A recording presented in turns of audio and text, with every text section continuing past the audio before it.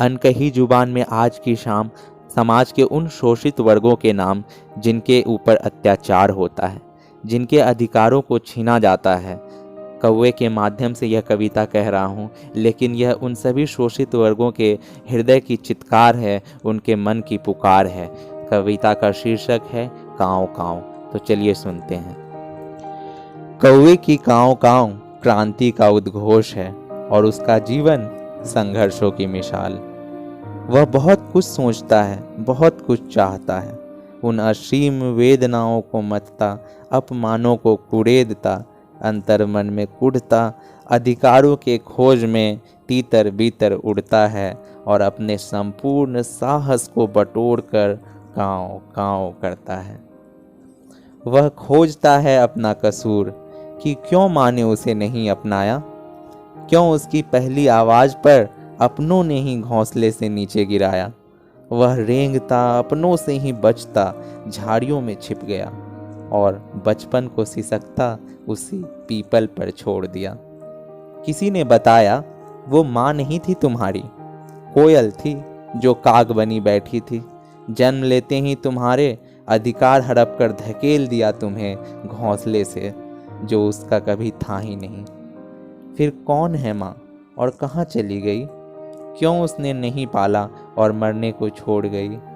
वह रोता है, क्रोध से चित्कारता है, पागल सा होकर काँव काँव करता है। वह सोचता है अशुभ के माने, क्यों उसे हर दर से उड़ाया जाता है। रंग रूप पर उसका क्या बस था, क्यों हर वक्त उसे अपमान का घूंट पिलाया जाता है। उसे नफरत है बाग के उस कूकते कोयल से, क्यों उससे तुलना होती है। बचपन छीन लिया उसने, क्या इसी बात से खुश होकर गाती है। हृदय में टीस उठती है, मन प्रतिकार से भर जाता है। अपमान का बोझ, अन्याय का गला घोंटने को वह काँव काँव करता है। वह अपना दुख किसे कहे, किससे मांगे जवाब, क्या है उसका गुनाह। संसार ने उसे सताया है, शायद भगवान उसे दुलारे। यह आस लिए उड़ा वह पंचवटी को, भगवान सो रहे थे माँ जानकी के गोद में। माँ को देख उसकी सारी वेदनाएं उमड़ पड़ी, आंखें भीग गई, पंखों ने फड़फड़ाना छोड़ दिया। भावना में विह्वल हो माँ के गोद में समा जाना चाहा, अपने जीवन भर के दुखों को पल भर को भुला जाना चाहा। न जाने क्यों माँ मेरे अचानक गोद में आने से घबरा गई। मेरे चोंच उनके हृदय पे लगी और रक्त की कुछ बूंदें आ गई।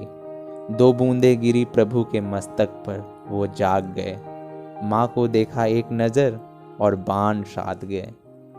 क्यों उन्होंने कुछ नहीं पूछा और मेरा एक आंख बेध दिया। भगवान थे वे, कैसे अनजान रहें, क्यों अन्याय किया।